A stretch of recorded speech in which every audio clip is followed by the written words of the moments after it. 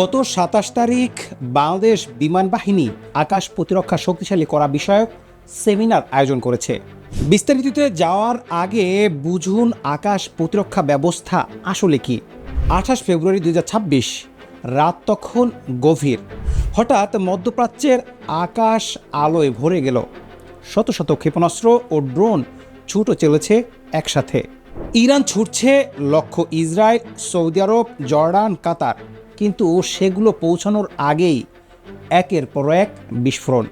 আকাশেই ধ্বংস হয়ে যাচ্ছে ক্ষেপণাস্ত্র। কে করছে এটা? কোনো যুদ্ধ বিমান নয়, কোনো সৈনিক নয়, এটা করছে একটি অদৃশ্য ঢাল, আকাশ প্রতিরক্ষা ব্যবস্থা। মার্কিন, ইসরায়েলি ও আঞ্চলিক অংশীদারিদের মিলিত আকাশ প্রতিরক্ষা ব্যবস্থা ইরানের নিক্ষিপ্ত ক্ষেপণাস্ত্র ও ড্রোনের ৯০%-রই বেশি সফলভাবে ধ্বংস করতে সক্ষম হয়েছে। এই একটি সংখ্যা বুঝিয়ে দেয় আধুনিক যুদ্ধে আকাশ প্রতিরক্ষা কতটা গুরুত্বপূর্ণ। আজ আমরা জানব আকাশ প্রতিরক্ষা ব্যবস্থায় কি কি থাকে, বাংলাদেশের পার্শ্ববর্তী দেশগুলো কি ব্যবহার করছে, বিশ্বের সবচেয়ে শক্তিশালী সিস্টেমগুলো কারা রাখে এবং কেন, এবং ইরান আমেরিকা যুদ্ধে এই সিস্টেমগুলো আসলে কতটা কাজ করছে। বাংলাদেশের নিজের আকাশ কতটা সুরক্ষিত, সেই ভয়ঙ্কর সত্যটা। তো চলুন শুরু করা যাক। সহজ করে বলি, মনে করুন আপনার বাড়িতে একটি জাদুর ছাতা আছে। কেউ ঢিল ছুড়লে সেই ছাতা আপনার আগেই ঢিলটা ধরে ফেলে বা মাঝ আকাশে ভেঙে দেয়। আকাশ প্রতিরক্ষা ব্যবস্থা ঠিক এভাবেই কাজ করে, তবে ঢিলের বদলে এখানে আসে যুদ্ধ বিমান, ক্রুজ ক্ষেপণাস্ত্র, ব্যালিস্টিক মিসাইল ও ড্রোন। এই ব্যবস্থার ৩টি প্রধান অংশ থাকে। প্রথম, রাডার, যা শত্রুর বিমান, ক্ষেপণাস্ত্র আসছে কিনা আগে থেকেই বুঝতে পারে। দ্বিতীয়, কমান্ড সেন্টার, যেখানে রাডারের তথ্য এসে পৌঁছায় এবং সিদ্ধান্ত হয় কোনটাকে আঘাত করতে হবে। তৃতীয়ত, ইন্টারসেপ্টর মিসাইল, অর্থাৎ যে ক্ষেপণাস্ত্র উড়ে গিয়ে শত্রুর ক্ষেপণাস্ত্রকে আকাশেই ধ্বংস করে। আধুনিক আকাশ প্রতিরক্ষা স্তরে স্তরে সাজানো থাকে, যেমন পেঁয়াজের খোসা। শত্রু বিমান বা মিসাইল দূর থেকে আসলে দূরপাল্লার সিস্টেম আঘাত করে, কাছে এলে মধ্যম পাল্লার সিস্টেম ধরে, একদম কাছে এলে স্বল্প পাল্লার সিস্টেম থাকে শেষ প্রতিরক্ষা হিসেবে। একটি সিস্টেম ফাঁকি দিলেও প্রতিরক্ষায় ধরা পড়বে, এবং এই লেয়ার ডিফেন্স স্তর বিন্যাস প্রতিরক্ষামূলক নীতি মেনে চলে। প্রশ্ন আসে, বাংলাদেশের পার্শ্ববর্তী দেশগুলো কি ব্যবহার করছে। বাংলাদেশের ৩ দিকে ভারত, একদিকে মিয়ানমার। এই দেশগুলোর আকাশ প্রতিরক্ষা দেখলে পার্থক্যটা স্পষ্ট হয়ে যায়। ভারতের কথা দিয়ে শুরু করি। এপ্রিলে 2026-এ ভারত $25 বিলিয়ন একটি বিশাল সামরিক আধুনিকায়ন প্যাকেজ অনুমোদন করেছে, যেখানে রাশিয়া থেকে আরও 5টি অতিরিক্ত S-400 ট্রাস আকাশ প্রতিরক্ষা সিস্টেম কেনার সিদ্ধান্ত নেওয়া হয়েছে। ভারত ইতিমধ্যেই S-400 ব্যবহার করছে, যা 400 কিলোমিটার পর্যন্ত দূরের যুদ্ধবিমান ও ক্ষেপণাস্ত্র ধ্বংস করতে পারে। এছাড়া ভারতের নিজস্ব তৈরি আকাশ মিসাইল সিস্টেম রয়েছে ইসরায়েল ভারত যৌথ নির্মিত বারাক-8। সম্প্রতি ভারত তৈরি করেছে আকাশ স্থির, একটি সম্পূর্ণ স্বয়ংক্রিয় আকাশ প্রতিরক্ষা ব্যবস্থাপনার সিস্টেম, যা সমস্ত রাডার, যোগাযোগ নোড এবং কমান্ড সেন্টারকে একটি নেটওয়ার্কে একত্রিত করে এবং হুমকির বিরুদ্ধে স্বয়ংক্রিয়ভাবে সাড়া দেয়। অর্থাৎ ভারতের আকাশ প্রতিরক্ষা এখন কৃত্রিম বুদ্ধিমত্তা অটোমেশনের স্তরে পৌঁছে গেছে। চীনের দিকে তাকালে ছবিটা আরও বিশাল। 2025 সালের বিজয় দিবস প্যারেডে চীন একসাথে 6টি উন্নত আকাশ প্রতিরক্ষা সিস্টেম প্রদর্শন করেছে। HQ-20, HQ-20A, HQ-29 সহ, যেগুলো স্টেলথ ড্রোন থেকে শুরু করে হাইপারসনিক অস্ত্র পর্যন্ত মোকাবেলা করতে সক্ষম। মিয়ানমারের সামরিক জান্তা তুলনামূলকভাবে দুর্বল হলেও রাশিয়া থেকে বিভিন্ন বিমান প্রতিরক্ষার সরঞ্জাম নিয়ে এসেছে এবং চলমান গৃহযুদ্ধ সেগুলো ব্যবহার করছে। বিশ্বের শীর্ষ আকাশ প্রতিরক্ষা সিস্টেমের তালিকায় কয়েকটি নাম বারবার আসে। প্রথমেই আসে রাশিয়ার S-500 প্রোমেথিউস। রাশিয়ার S-500 প্রোমেথিউসকে বিশ্বের সবচেয়ে শক্তিশালী আকাশ প্রতিরক্ষা সিস্টেম হিসেবে বিবেচনা করা হয়। এটি যুদ্ধবিমান, ব্যালিস্টিক মিসাইল, হাইপারসনিক ক্ষেপণাস্ত্র এবং এমনকি পৃথিবীর নিম্ন কক্ষপথের উপগ্রহ ধ্বংস করতে সক্ষম। এর সর্বোচ্চ ইন্টারসেপশন রেঞ্জ ব্যালিস্টিক ক্ষেপণাস্ত্র থেকে 600 কিলোমিটার পর্যন্ত, উচ্চতায় 180 থেকে 200 কিলোমিটার। ইন্টারসেপ্টর মিসাইলের গতি ম্যাক 20, একসাথে 10টি হাইপারসোনিক লক্ষ্যবস্তুকে আক্রমণ করতে পারে। এটি মহাকাশের দরজা পর্যন্ত পৌঁছে যায়। দ্বিতীয় নামটি আমেরিকার থার্ড। এটি বিশেষভাবে তৈরি ব্যালিস্টিক মিসাইল ধ্বংস করার জন্য। মিসাইল উড়ে আসার শেষ পর্যায়ে বায়ুমণ্ডলের ভেতরে এবং বাইরে উভয় জায়গায় আঘাত করতে পারে। তৃতীয়ত ইসরায়েলের আয়রন ডোম। ইসরায়েলের আয়রন ডোম রকেট ও আর্টিলারি সেলের বিরুদ্ধে 90%-রও বেশি সাফল্যের হার অর্জন করেছে। এটি কিভাবে এত কার্যকর?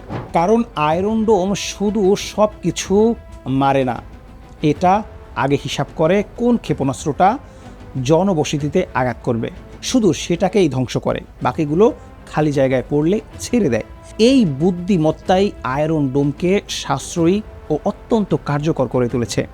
রাশিয়ার S-400 ও S-500 প্রতিফলিত করে দীর্ঘ পাল্লায় শত্রুর বিমান ও ক্ষেপণাস্ত্রকে দূরে রাখার মতবাদ। তাদের বিস্তৃত রেঞ্জ এই বার্তা দেয় যে রাশিয়ার আকাশসীমা এবং তার উপরের মহাকাশও ভারীভাবে নিয়ন্ত্রিত। এই সিস্টেমগুলো শক্তিশালী কারণ এগুলো একক অস্ত্র নয়, বরং রাডার, কৃত্রিম বুদ্ধিমত্তা, যোগাযোগ নেটওয়ার্ক ও মিসাইলের সমন্বয় একটি পুরো সিস্টেম।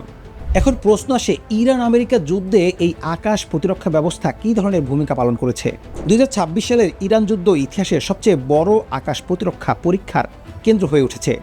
28 ফেব্রুয়ারি 2026-এ যুক্তরাষ্ট্র ও ইসরায়েল যৌথভাবে ইরানের বিরুদ্ধে বড় সামরিক অভিযান শুরু করে।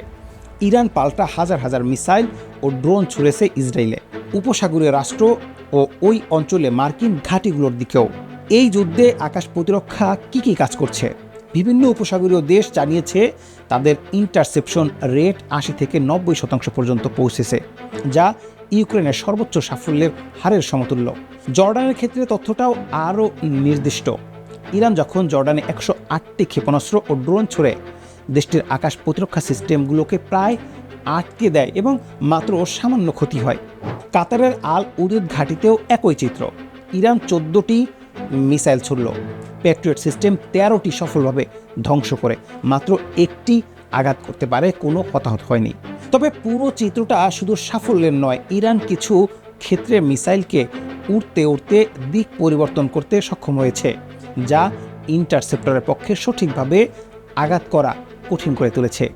আরেকটি বড় সমস্যা হয়ে উঠেছে ইন্টারসেপ্টর মিসাইলের মজুদ দ্রুত শেষ হয়ে যাচ্ছে, যা নতুন সরবরাহের প্রয়োজনীয়তা তৈরি করছে এবং নীতিগত বিতর্কের জন্ম দিচ্ছে। অর্থাৎ আকাশ প্রতিরক্ষা শক্তিশালী কিন্তু অসীম নয়।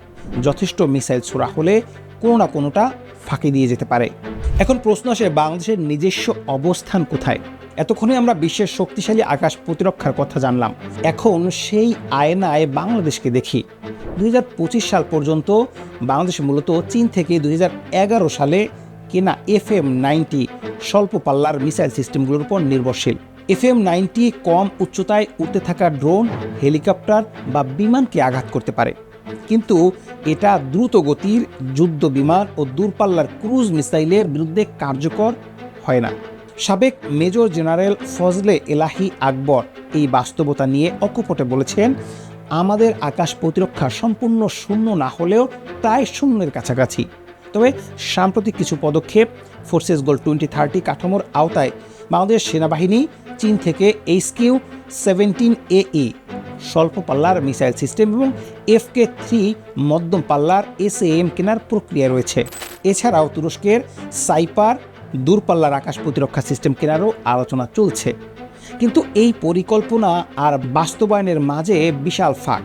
ইউরোফাইটার টাইফুন কেনার ক্ষেত্রে ডিসেম্বর 2025-এ একটি চুক্তিপত্র সই হলেও পরবর্তীতে কোনো চুক্তি হয়নি এবং কোনো স্পষ্ট সময়সীমাও নির্ধারিত হয়নি। বাজেট সংকেতও স্পষ্ট। 2025-26 অর্থবছরে প্রস্তাবিত প্রতিরক্ষা বাজেট আগের বছরের তুলনায় কম। ভারত প্রতিরক্ষা ব্যয় করছে 7 লাখ কোটি রুপির বেশি, সেখানে বাংলাদেশের বরাদ্দ তুলনামূলকভাবেই নগণ্য। এখানে দুটি পক্ষ আছে। এক পক্ষ বলে বাংলাদেশ এখনই কোটি কোটি ডলার ব্যয় করে আকাশ প্রতিরক্ষা গড়া উচিত, কারণ চারপাশের দেশগুলো দ্রুত সামরিক শক্তি বাড়াচ্ছে। ভারত S-400 নিচ্ছে, চীন হাইপারসনিক ক্ষেপণাস্ত্র তৈরি করছে, মিয়ানমারে গৃহযুদ্ধ চলছে, সীমান্তের ওপার থেকে হুমকি যে কোনো দিন আসতে পারে। একটি আধুনিক আকাশ প্রতিরক্ষা ছাড়া বাংলাদেশ মূলত উন্মুক্ত। অন্য পক্ষ বলে, বাংলাদেশের মতো একটি দেশের জন্য S-400 বা থার্ড কেনা বাস্তবসম্মত নয়। বিদেশি সামরিক সরঞ্জামের উপর নির্ভরশীলতা কৌশলগত স্বাধীনতা নষ্ট করে, বরং কূটনীতি ও সামরিক ভারসাম্যের নীতিতে থেকে কোনো পক্ষের শত্রু না হওয়াই সবচেয়ে ভালো আকাশ প্রতিরক্ষা। ইরান যুদ্ধের বাস্তব শিক্ষা কিন্তু দ্বিতীয় পক্ষকে দুর্বল করে দিচ্ছে, কারণ সেখানে দেখা গেছে কূটনীতি থাকুক বা না থাকুক, ক্ষেপণাস্ত্র ছুটে আসে এবং সেদিন শুধু আকাশ প্রতিরক্ষাই বাঁচাতে পারে। ইরান আমেরিকা যুদ্ধ পুরো বিশ্বকে একটি নতুন বাস্তবতা বুঝিয়ে দিয়েছে। মার্কিন সামরিক বিশ্লেষণে বলছেন, ইরানের বিরুদ্ধে মিসাইল প্রতিরক্ষার সাফল্য মানেই চীনের বিরুদ্ধে একই ধরনের সাফল্য নিশ্চিত নয়, কারণ চীন ও উত্তর কোরিয়া তাদের ব্যালিস্টিক মিসাইল ভান্ডার বিশাল করে ফেলছে, যা মার্কিন আকাশ প্রতিরক্ষাকে অভিভূত করতে পারে। এই শিক্ষাটা বাংলাদেশের জন্য প্রযোজ্য। ভারত, চীন ও মিয়ানমার তিনটি দেশের মাঝখান থেকে বাংলাদেশ যদি একটি আধুনিক স্তরবিন্যাস আকাশ প্রতিরক্ষা গড়ে না তোলে, তাহলে যে কোনো সংকটে এই 17 কোটি মানুষের আকাশ উন্মুক্ত থাকবে। FM-90 দিয়ে ড্রোন ঠেকানো যায়, কিন্তু আধুনিক ক্রুজ মিসাইল বা ব্যালিস্টিক মিসাইলের সামনে এটা একটা কাগজের ঢাল মাত্র। প্রশ্ন হলো, বাংলাদেশ কি সেই কাগজের ঢাল নিয়েই থাকবে, নাকি ফোর্সেস গোল 2030-র পরিকল্পনাগুলো সত্যিকারে বাস্তবে রূপ নেবে? ইতিহাস বলে যে দেশ শান্তির সময়ে আকাশ রক্ষা করে না, যুদ্ধের সময় সে দেশের আকাশ আর তার থাকে না।